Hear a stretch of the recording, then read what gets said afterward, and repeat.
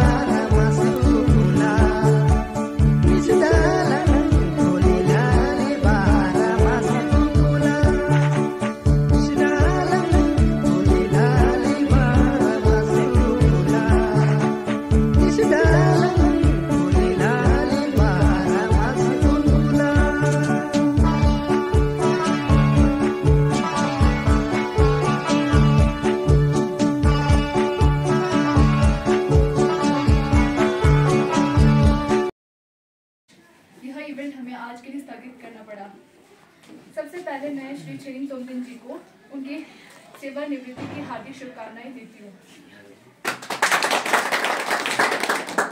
अब मैं उनके कार्यकाल के बारे में कुछ चंद शब्द कहना चाहूँगी। श्री छेरिंग तोमदिन जी ने अपने कार्य की शुरुआत वन विभाग में एज अ पार्ट टाइम शुरू किया था। वर्ष 2003 में वे रेगुलर हुए और अपनी सेवाएं डिवीजन ऑफिस रिकांगपिओ में दिया। वर्ष 2011 में वे डिवीजन ऑफिस रिकांगपिओ से मलिंग रेंज ऑफिस स्थानांतरित हुए। तब से लेकर आज तक यहीं पर उन्होंने अपनी सेवाएं दी है। श्री छेरिंग तोमदिन जी ने ऑफिस के अलावा interpretation centre, fuel wood centre में भी अपनी योगदान दिया है। उनका व्यक्तित्व विभाग के साथ काफी मिलनसार रहा है। उन्होंने अपना अथक प्रयास विभाग को दिया है।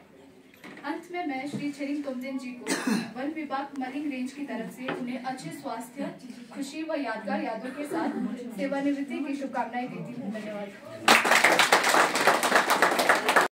तो मैं सबसे पहले ये धन्यवाद करना चाहता हूँ कि अपना स्टार वालों से कि बहुत अच्छा प्रोग्राम बनाया, मैं खुश हूँ।